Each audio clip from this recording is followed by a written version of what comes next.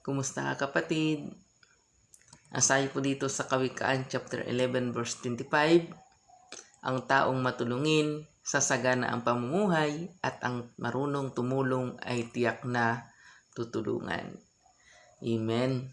So napakagandang verse na ating pong nabasa ngayon oras na ito na